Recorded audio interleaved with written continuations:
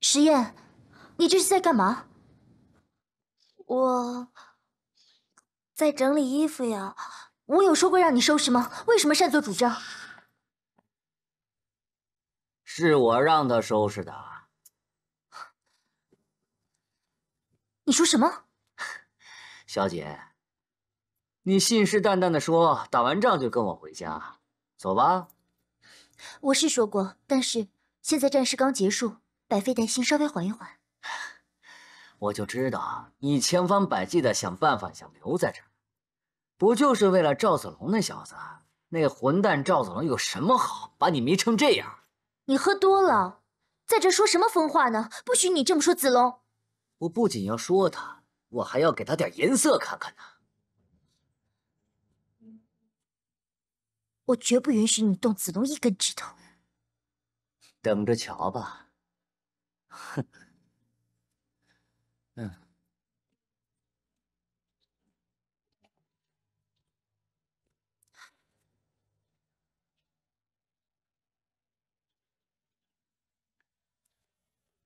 结账。等等，哎，赵大英雄，您可是我们这里的守护神呐！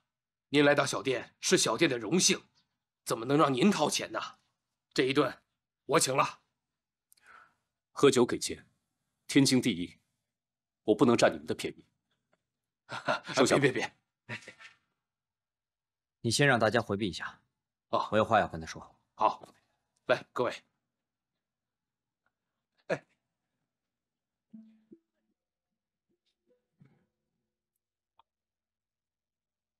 你怎么来了？赵子龙，你现在是被一口一个赵大英雄捧上天了吗？连我这个好兄弟都不认识了？什么意思？哼，表面仁义，背地里横刀夺爱。你说，你这样做对得起我吗？我横刀夺爱？对啊，你横刀夺爱，还脚踏两只船。这段时间你跟青衣卿卿我我，乡亲们又不是不知道。可是，一转眼，你又跟飞燕谈婚论嫁了。兄弟，你听我解释好吗？哼，听你解释，媳妇都被你抢了，你让我怎么冷静？够了，飞燕是你的，没有人和你抢。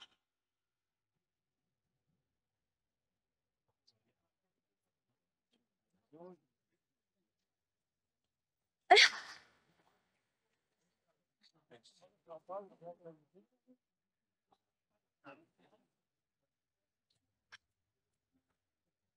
飞燕姑娘，我帮你捡。不用了，我跟你真的有缘。上次遇见你，我对你茶不思饭不想，我真的很喜欢你。你能不能好好陪陪我？我想好好看着你。对不起，我还有事，先走一步了。飞燕姑娘，你为什么对我这么冷淡？不像话！我对你是一片真情啊！你不要这样对我，我是真的喜欢你啊，飞燕姑娘。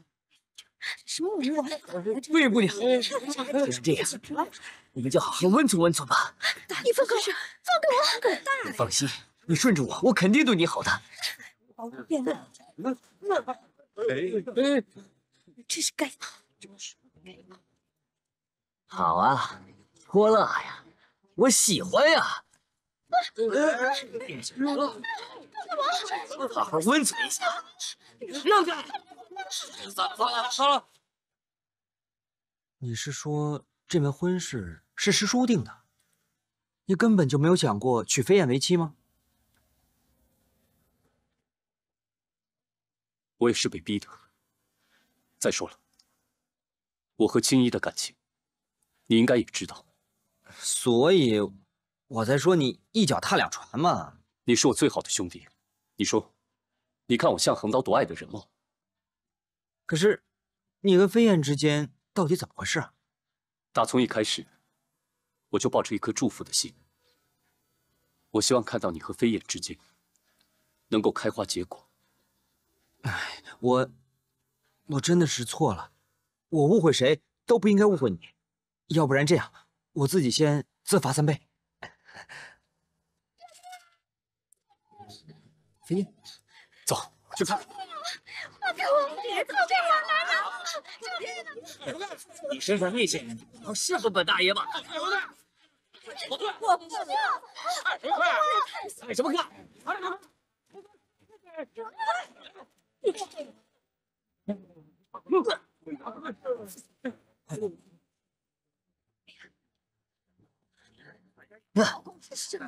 赵子龙，你竟敢坏我的好事！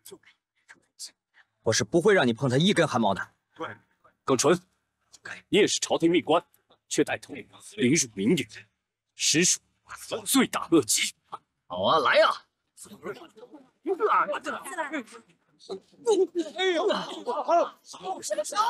赵子龙，竟敢打我！我杀了你！呀！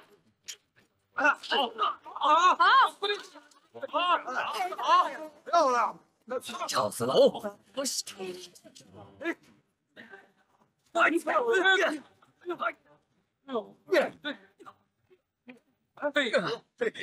活该的！真是赵子龙，往死里打！住手！陆官兵，为何要殴打耿将军？光天化日之下调戏我师妹。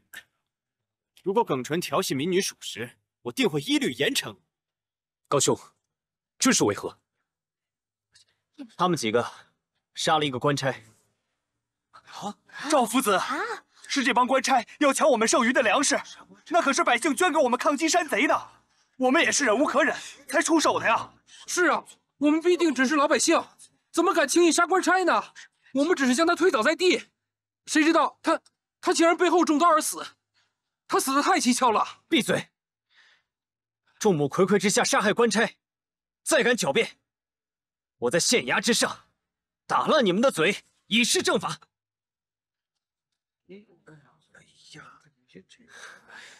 子龙，湘勇和官差之间的斗殴，我可以不计较，并且你与耿将军的恩怨，我也可以不介入。但官差被害，我不但要过问，而且还要秉公执法。杀人偿命是千古不变的道理。对呀，我必须将这几个凶犯斩首。不可！高县令说的对。子龙，难道你要阻碍本县执法？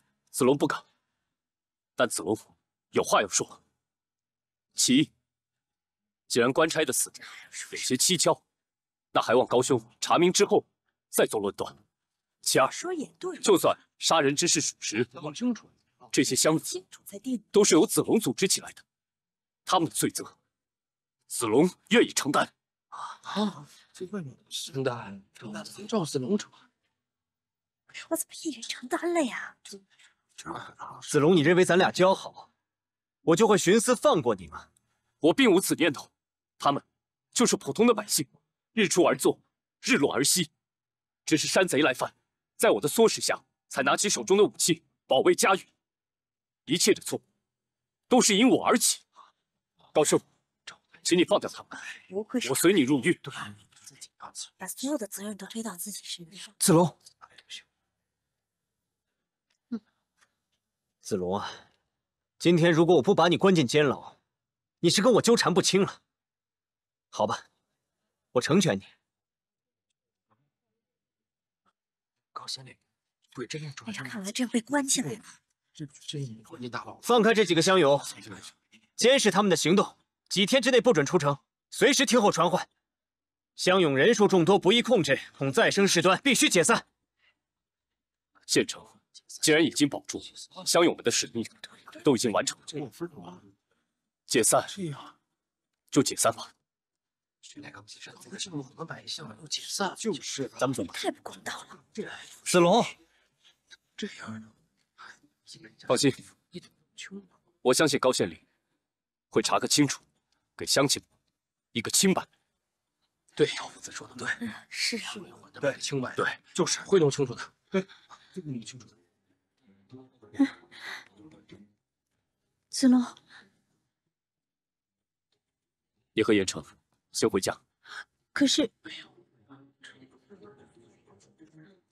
大佬了，就是这怎么办呀？就是难道真的要被关起来？对呢，这啊，刘兄弟，这怎么能行呢？他没事的，大家都走吧。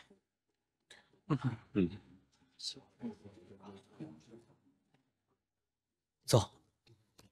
一会儿划个水路直出。对，对，走吧。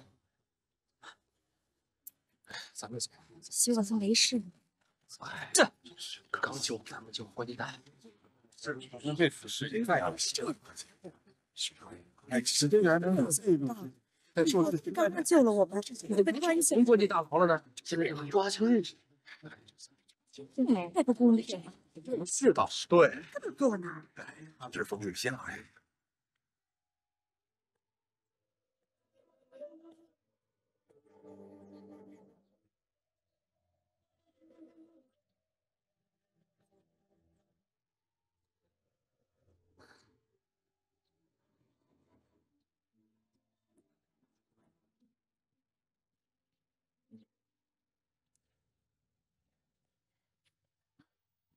那边，小姐，师妹，你怎么来了？青衣，赵大哥，他被关进大牢了。什么？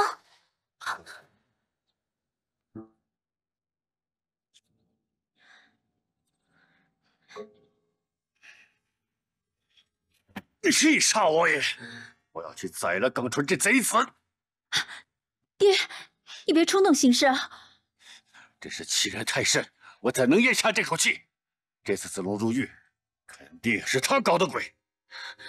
放手！爹，不要拦我！爹，你冷静一点。子龙刚被下了大牢，你此刻前往，只怕会让事情更加恶化。放手！爹，爹，女儿求你了，求你为了子龙不要去。师叔，师叔，子龙一再叮嘱，让咱们切勿冲动。他说，现在城里的局势已经很复杂了，不止耿纯一个人在捣乱，山贼的内应应该快露出尾巴来了。子龙这次情愿入狱，他是想以自己为诱饵，设法引出那剑。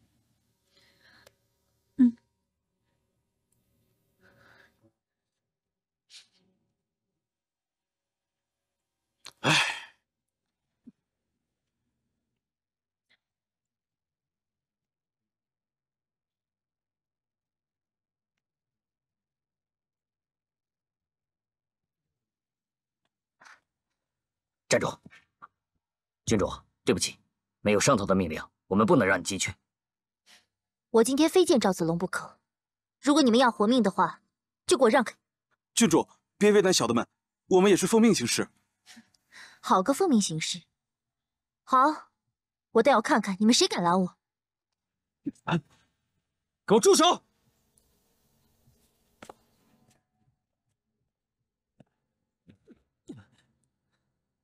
睁开你们的狗眼，看清楚，这是夏侯郡主，你们有几个脑袋敢跟郡主动手？还不快滚！诺。高泽，你为何如此为难子龙？青衣啊，天地良心，我丝毫没有为难子龙，是他执意要来监牢的。此次官差被害，人命关天，而且在众目睽睽之下，我这个县令不能徇私不管吗？难道你希望我是个昏官吗？哎，好了，你赶紧进去吧，我一定会尽快查清楚，还项羽一个清白的。谢谢你。好了，赶紧进去看子龙吧。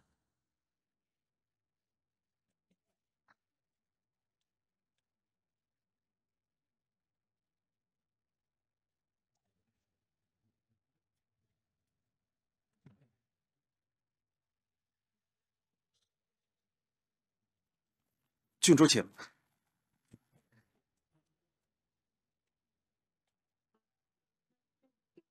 子龙，青衣，子龙，你这才当了1天的镇定大英雄，怎么转眼就做了阶下囚呢？我没事情，你看，我好好的，为何要进监狱自讨苦吃呢？既然组织了乡勇，我就要对他们负责，所有的一切，我都要承担。无论你如何选择，我都相信这是对的。既然你进了监狱，那我就在这里陪着你。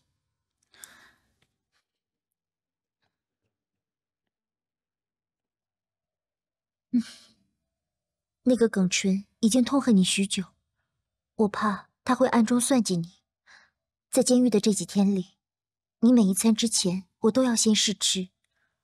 我担心他们会做手脚，以防万一。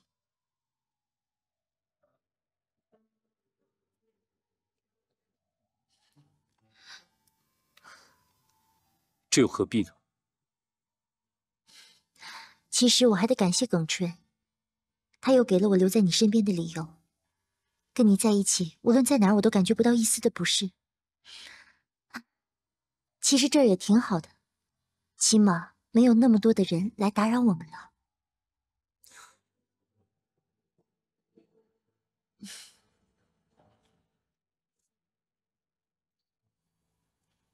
乡勇都散了。下午时分，高泽带着官差，强行解除了乡勇的武器，而且将每一名乡勇3族之内的情况都登记造册，记载在内。乡勇大多数都是有家有室的人，一旦登记在册，他们一定会担心家人的安危，而不敢跟官府作对。高泽这一招也太狠了吧！从高泽最初带人到常山郡巡检，再到真定保卫战，处处可以看出，高泽是个足智多谋、做事不动声色的人。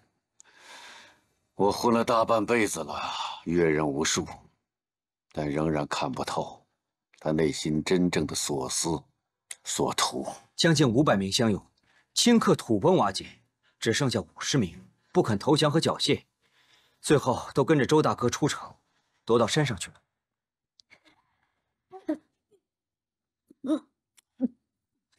师妹，子龙怎么样了呀？放心吧，青衣担心有人使坏，一直在牢中陪着赵大哥，所有饮食他都先尝过。太好了，子龙有青衣陪着，就安全多了。总没有人害夏侯郡主吧？子龙接二连三遇险，都是这个夏侯郡主带来的。如果不是他，耿纯会一开始就痛恨子龙吗？爹，怎么这么说话呀？师叔，你对青衣的成见也太深了吧？哎呀，不是我对青衣有成见，是因为他跟子龙，或许是世上最不般配的一对儿。哎，造化弄人呢。此话从何说起啊？好了好了，别问了。青衣时刻守在子龙旁边，只怕暗中不知道会有多少人因为记恨而欲将子龙除之而后快啊！这下他反而危险了。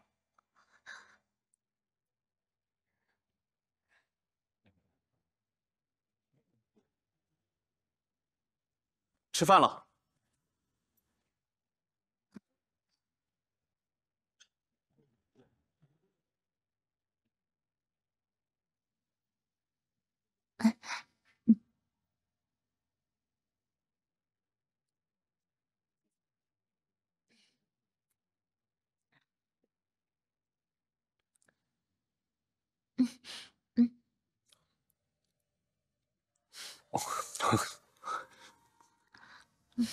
要不要吃菜？吃吗？我先试试。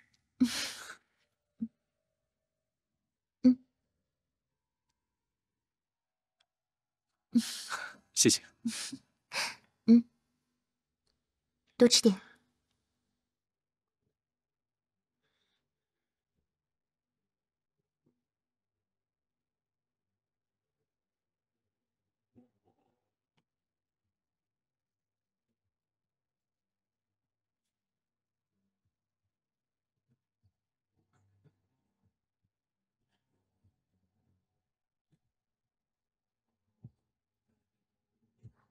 子龙，他一定会没事的。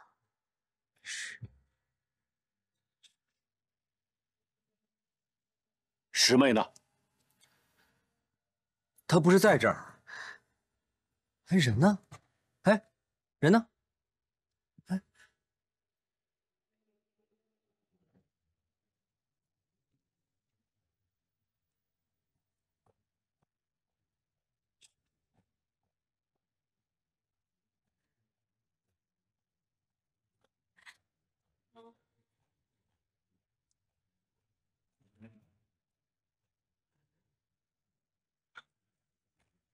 终于抓住赵子龙那小子了，快去禀告耿将军去。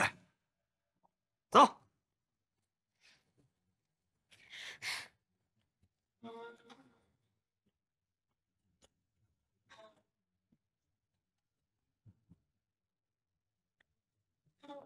哎，干什么呢？干嘛的？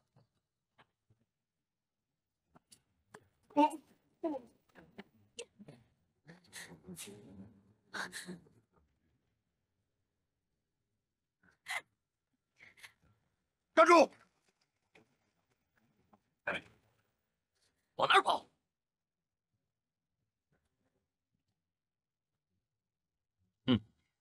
早知道你们藏在暗处，伺机劫狱，终于被我引出来了。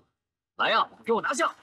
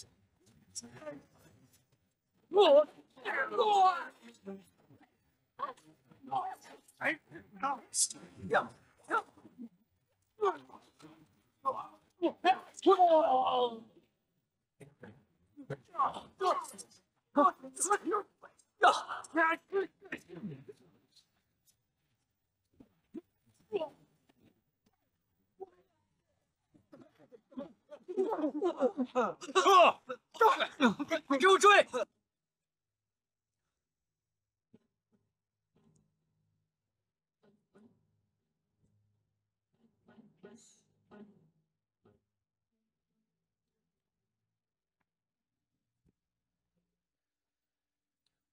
我本想以我为诱饵，引出那个内应现身，可他们这么一劫狱，我所有的计划都被打乱了。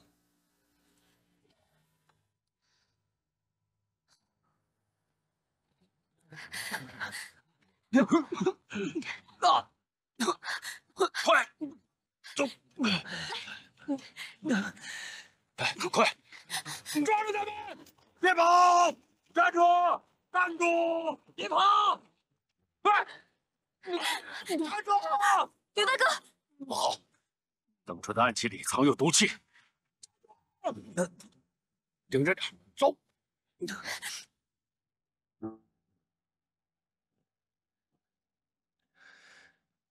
愚蠢之极！项永杀官差之事尚未明了，李全他们又来劫狱，耿纯处心积虑要对付赵子龙，纵然我想徇私，也是不可能了。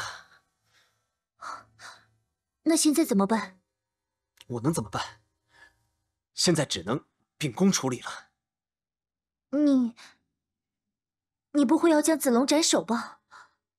依我朝法律，仅凭劫狱一条就是死罪。如果李全他们不归案，恐怕就只能拿赵子龙开刀了。高泽，一切都是因我而起的，我明天一早就回家，求你放过子龙吧。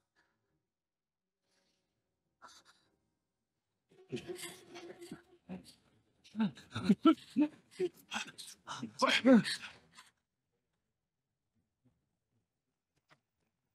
别跑！别跑！站住！快！追！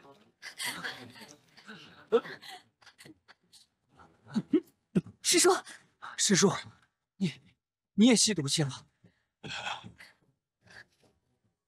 这样吧，你们赶紧躲起来，我去引开他们。走这边。别跑！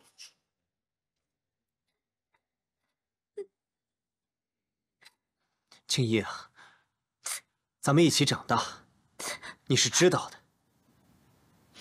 我不是个轻易改变原则的人。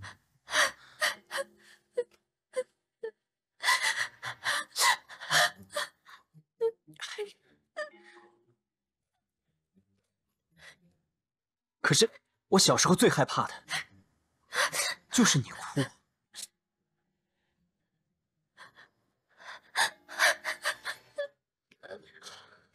这可要了命了！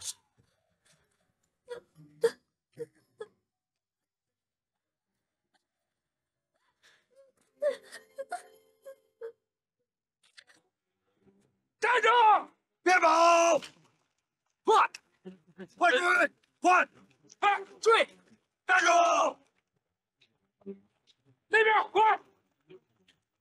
快点！快！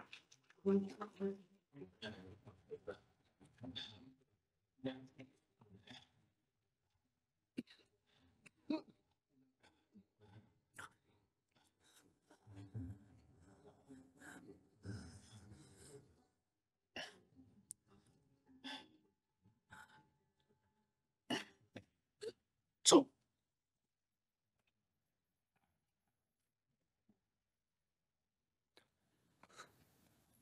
青衣，你哭了？高泽难为你了？哪有啊？没有。高泽敢难为我吗？你别乱想了。青衣，好了，你什么也不要说了，我们安静的待一会儿吧。我又倦又累，眼睛都睁不开了。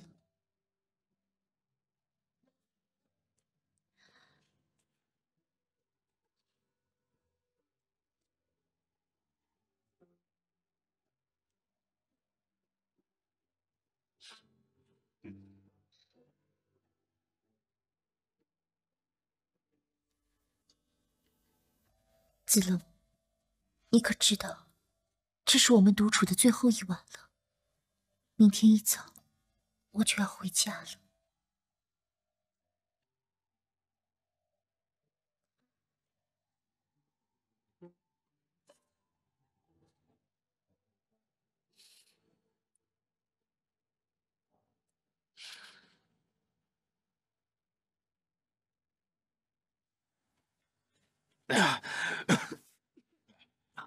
师妹，你帮我看着，我要用内功，帮我和柳神疗伤。是师叔。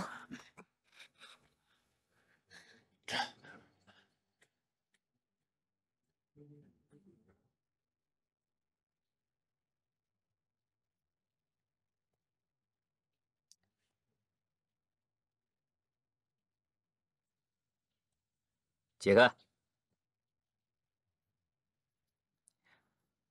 你可以走了。青衣呢？赵云，这次我放过你，不代表你可以从此逍遥。如果你没死，再落在我手里，我绝不会放过你的。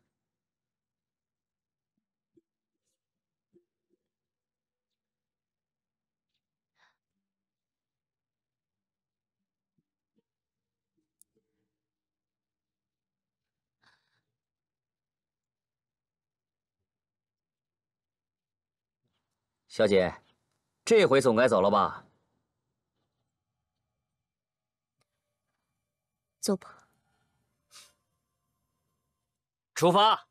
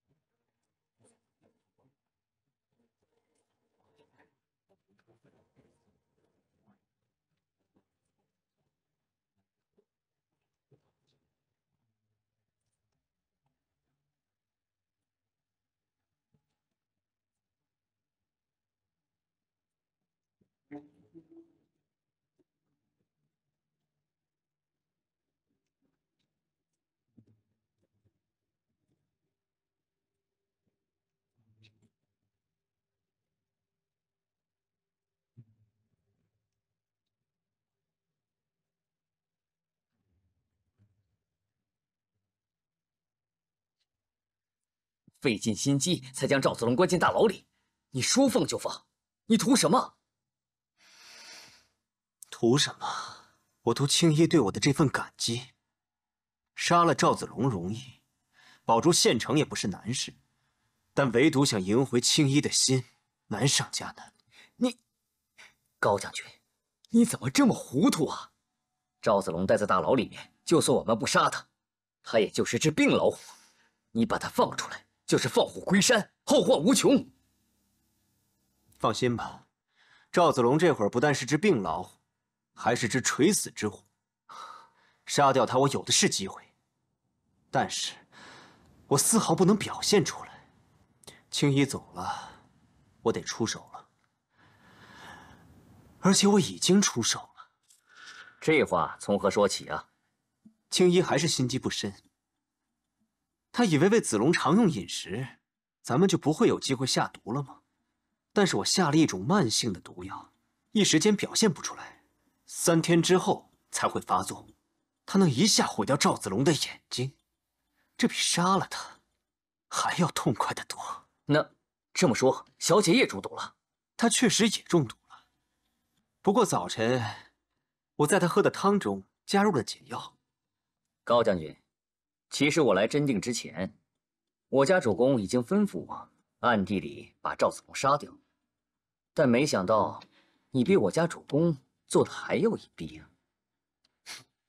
高将军，你处心积虑的，一边在小姐面前装好人，一边又暗算赵子龙。难道你仅仅是为了赢回小姐的芳心吗？自然不止这些，其中缘由我就不给你讲了。等赵子龙死了以后，我会在他尸骨之前，一字一句仔细的讲给他听。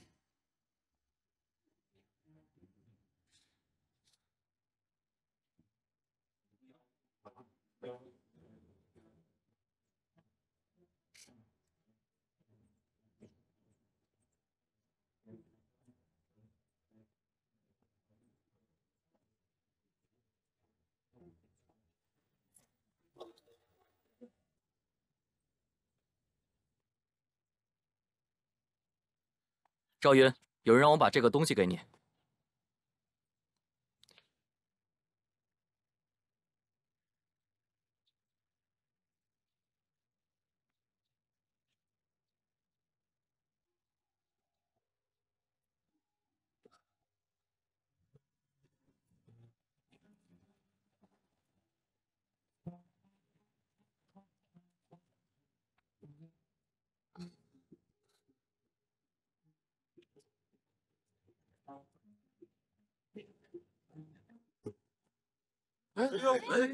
让一下！什么呀？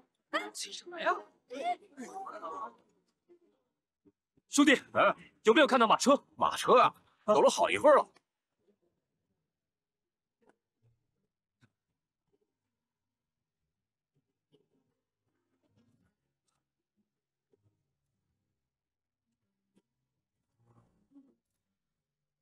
子龙，但见此心，你已是自由之身。青衣从此宽怀，唯离情神伤伴随不止。不告而别，万望恕之。曾经与君相知，今却强人分离。提笔之际，不禁泪湿满襟。关山相隔，迢迢路远。青衣坚信，与君缘定今生，此心无悔，定再相见。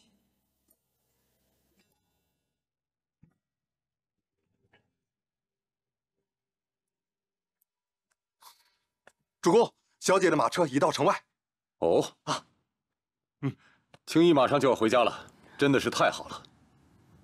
恭喜主公，一家终能团聚，果然是双喜临门呐。我儿归来有什么可恭喜的？你刚才说是双喜临门，那另一喜是袁绍用计夺了冀州，公孙瓒不服，陈兵10万到盘河一线，两军大战一触即发。袁绍、公孙瓒2只老虎都异常凶猛，等到他俩斗得两败俱伤的时候，咱们常山郡的兵马就可伺机而动，或许迅速可以扩张为盘踞河北的大诸侯啊！这个局面，我曾经思虑过。带兵打仗不是逞匹夫之勇。20年前，我和一部兵法奇书擦肩而过。现在想想，真的是可惜可叹。如果当初我拿到那部兵书，偌大的河北，哪还会有袁绍、公孙瓒、韩馥之流？20年前错失良机固然可惜，可现在天下大乱，正是群雄逐鹿的好时机。主公，倘若现在这本兵书重现人间，正恰逢其时啊！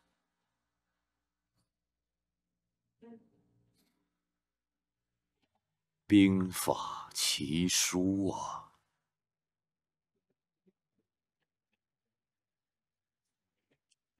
师爷，这2天我日思夜想，不管你的枪法和招式，与你描述的那野人的相貌，我总觉得他就是你的师爷。可师爷不是在他们家附近的流沙处消失的吗？再说了，这个位置距离绝命谷有10来里路。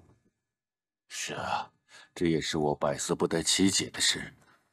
如果那个野人真出了谷，他真的是你师爷的话，或许他会到你的家乡去探望。爹，我和柳生身上的毒性还没有逼出来，那你呀，就自己回去探望探望吧。好，子龙立刻动身。我要随赵大哥一起去。可以。那我也去。晴儿，你又不会武功，你还是跟飞燕留下来，陪我和你哥吧。不是，那这趟去，又不是去打仗，只是去寻访师爷，寻找兵书，多一双眼睛总是好的嘛。再说了，这边有飞燕照顾你们，不是就可以了吗？是吧？你呀，就爱凑热闹。收拾一下，动身吧。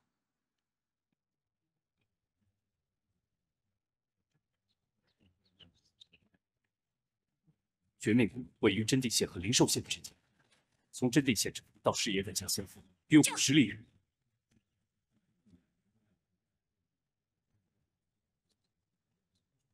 撤！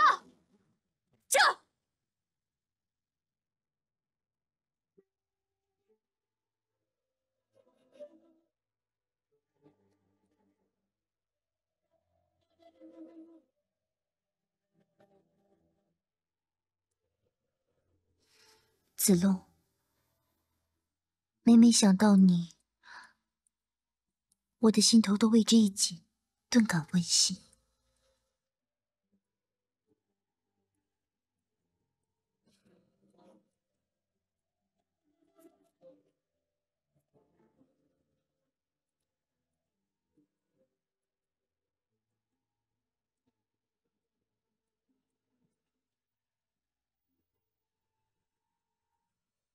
子龙，已经3天不见了，你现在可好？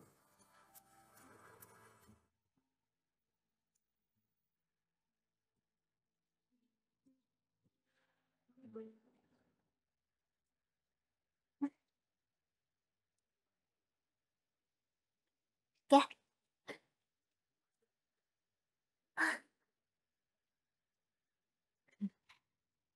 晴儿姐姐，累了吧？大哥，你眼睛怎么了？我也不知道，反正看东西很模糊。要不然找个郎中来看看？不用了，再等一等，看看能不能有所好转。对了，这2天我们到处找，周围的村民都没有见过那个像师爷的野人。那明天我们还要继续找啊？再找一找嘛。如果找不到，咱们再走。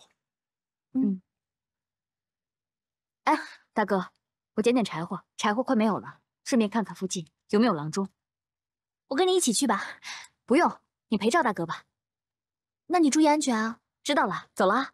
嗯，注意安全。知道了。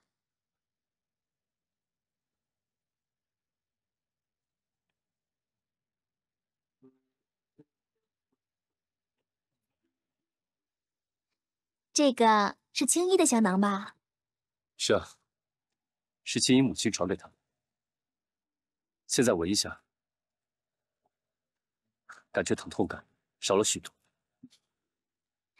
青衣，她真是一个好姑娘，心甘情愿的陪你待在真定县，什么好东西都给你。以后啊，你可要对她好一点，听见没？我知道。啊，其实人这一生经常会遇到不如意的事情，但是想一想，会不会是我们要求的太多了呢？该我们求的求，不该我们求的我们还是在求，所以我们才不开心。但其实，在很多人眼中，我们已经很幸福了。就好像师妹吧，从小到大经历这么多的磨难，可是她还是这么乐观，每天挂着笑容。就像她自己说的，至少现在可以正大光明的穿着女装，可以安然入睡，可以跟自己心爱的人畅所欲言，她已经觉得很开心了。是啊。哎，对了，你知道吗？师妹跟我说，她特别羡慕我，因为我可以跟真定县的赵大英雄一块长大。你说，像我这样一个乡下小丫头，能够跟你一起生活了20多年，想想确实是挺幸福的。谁说的？谁说一定20年？咱们要在一起30年、40年。又开始说大话了。我看呀，照这个形势下去，再过2年，你跟青衣就该结婚生子了，到时候哪还会顾得上我们呀？不过呢，人生离散都是正常的，只是有时候我会特别怀念我们小的时候，那会儿我、你还有我哥，咱们3个人经常去山上割猪草。我们小时候一块到河里边摸鱼，你的红衣兜在河里被水冲走了，嘿，结果你愣是不肯出来，非要等到天黑才肯出来。别说我了，好吧？要说这种糗事儿，你比我更糗。你记不记得以前咱们上私塾的时候，你尿急了，可是不敢跟先生说，所以就直接尿在私塾里面了。还有一次，我们到隔壁村子去看戏，结果迷路了，一晚上都没有找到路，就在那住。唉，对了，我想起来，小时候跟你一块玩过家家的时候，你跟我说过，等我长大以后，你一定会给我买一件很好看、很好看的花嫁衣，你还记不记得啦？当然，等你出嫁那一天，我一定给你备一件花花绿绿、镶金戴银的花嫁衣，怎么样？最好是你到时候还能够记得你说过的大话。一定。怎么了，子龙？我的眼睛。怎么了，子龙？你怎么了？我的眼睛很痛，我的眼睛。你能看见吗？什么都看不见。怎么会这样啊？怎么了？我不知道，是一个蒙面的黑衣人。不要管我，你先走。不行，要走一起走。小姑娘，你可以走，至于你就不要走。你要做什么？跟你好好说会儿话。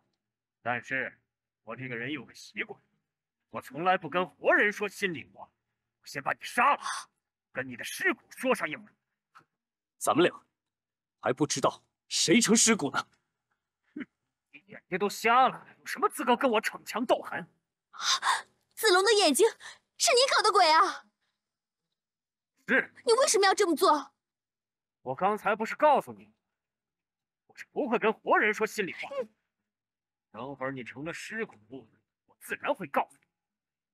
小姑娘，你现在走的话还来得及。我不走。那你就一起成为尸骨吧。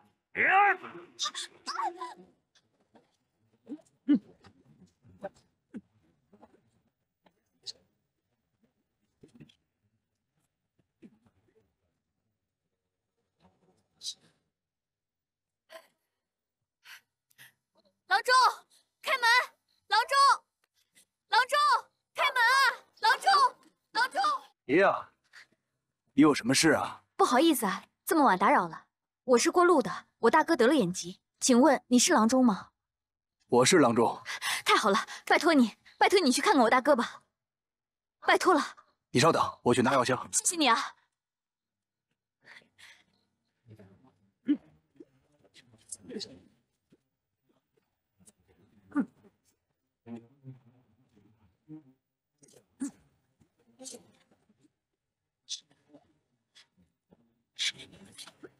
静静，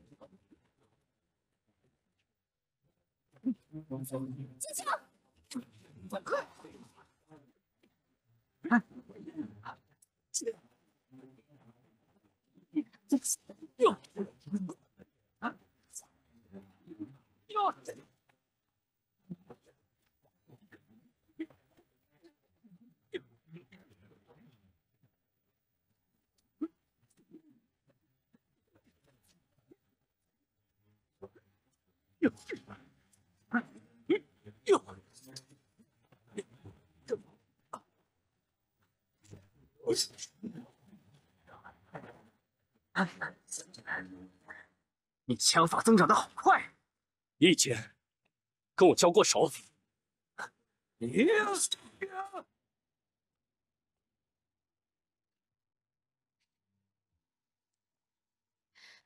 好了好了，麻烦你了。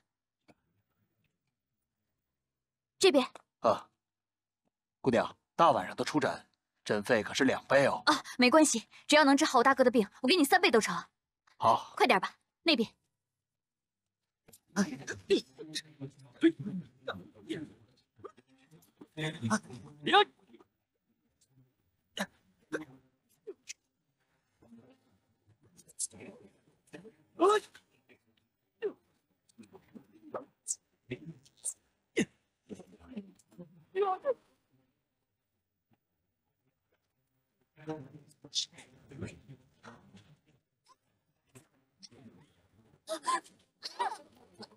好，青儿，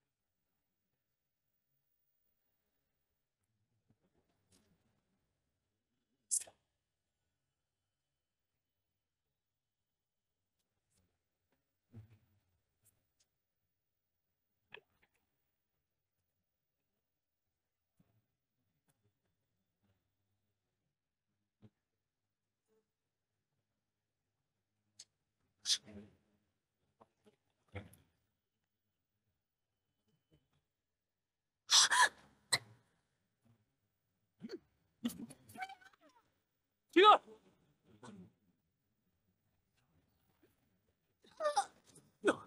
青儿，青儿，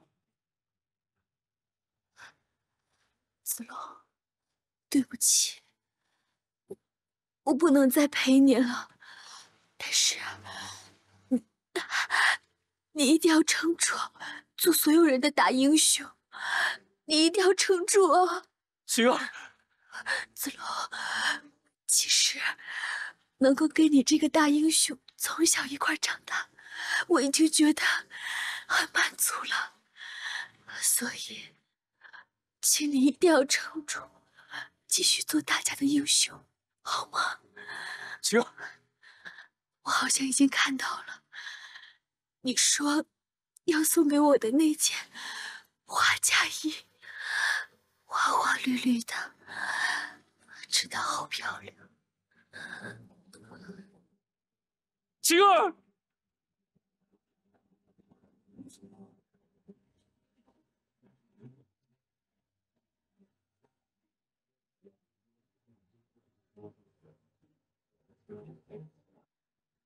你这是向我求饶吗？不是为了我，请你念在上天有好生之德，在我死以后，请你在这守护片刻，免得附近的豺狼虎豹糟蹋了他的尸骨。一会儿我有一个朋友要来，自然会为他收尸。我只是想杀你，根本无意杀他，是他非要枉死。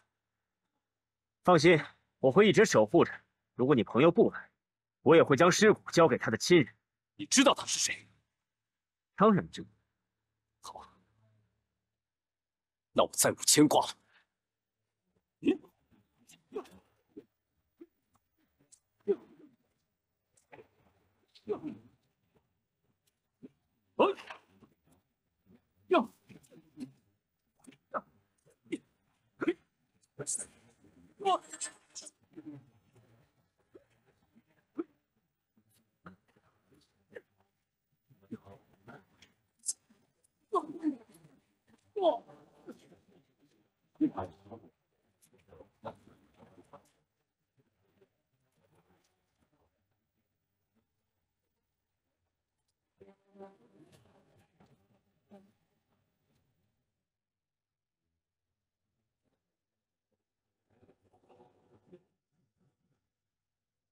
你们都死了，能说说心里话？赵子龙，我是一定要杀你，因为你让我感受到太大的屈辱。你一个乡村混小子，怎能知道我的志向？知道吗？我乃车骑将军高寻之子，我爹威名赫赫，朝野上下无人不敬仰3分。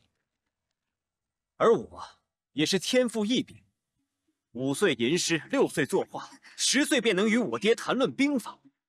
12岁那年，在朝堂之上博倒一众儒生。朝堂之上，众人都称我为旷世神童。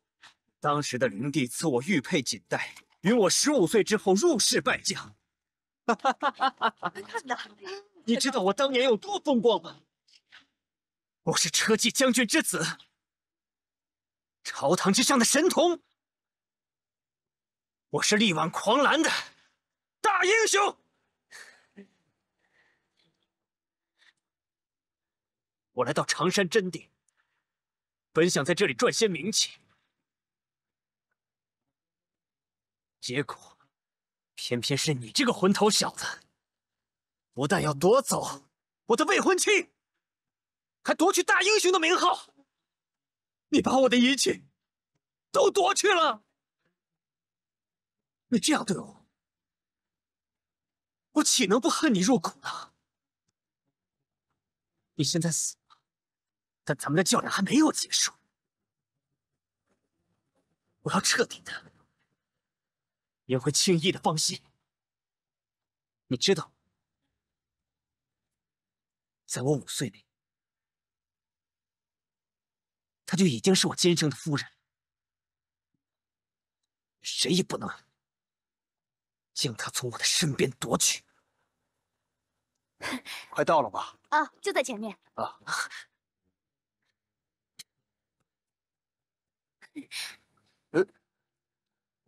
晴儿姐姐，晴儿姐姐，晴儿姐姐，晴儿姐姐，晴儿姐姐，你醒醒啊，醒醒啊，晴儿姐姐！郎中，快看看他怎么了？好，晴儿姐姐，晴儿姐姐，赵大哥，赵大哥，赵大哥，赵大哥，怎么样？他的脉搏停止了，已经死了。晴儿姐姐，晴儿姐姐。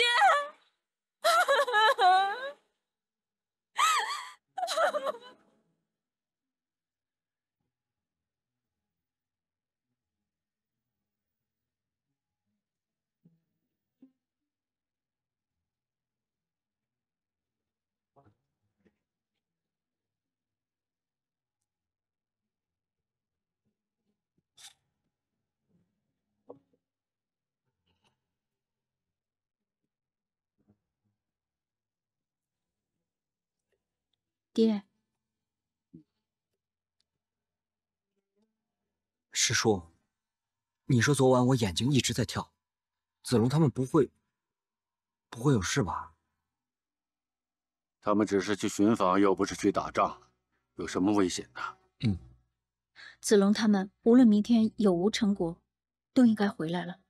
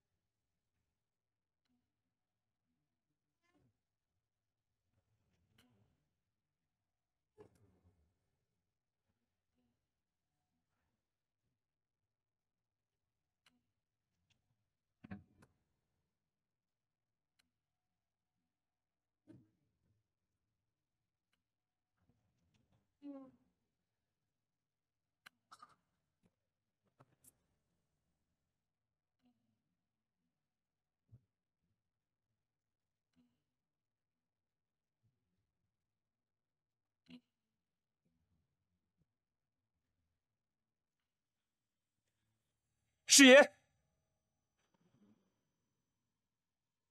师爷。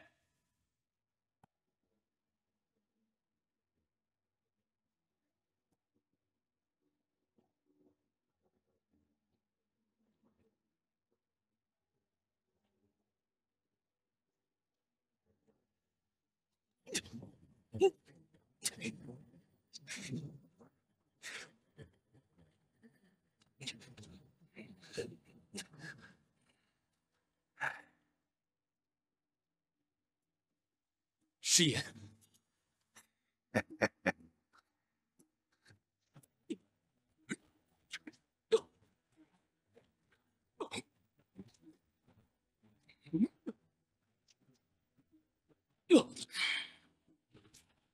气息源自丹田出，元阳重聚，百会生。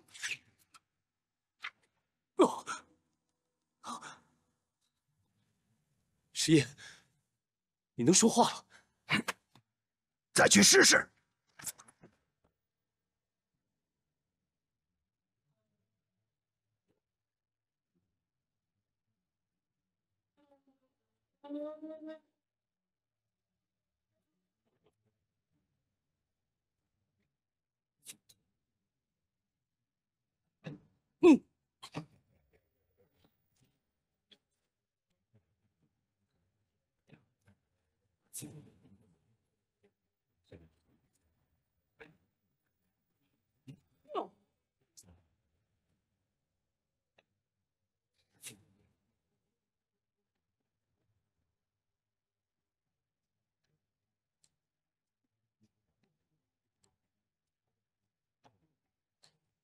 您是我的师爷，请受子龙一拜。不要再用上面那些俗不可耐的规矩了。我在这儿已经待了20多年了，再也见不得那些东西了。如果你再这样，我只好让你走了。是，知道了。你是赵安门下，还是李全门下，或者是另外一个人的门下？赵安是家父，李全是我的师叔，请师爷告诉子龙，这一切到底怎么回事？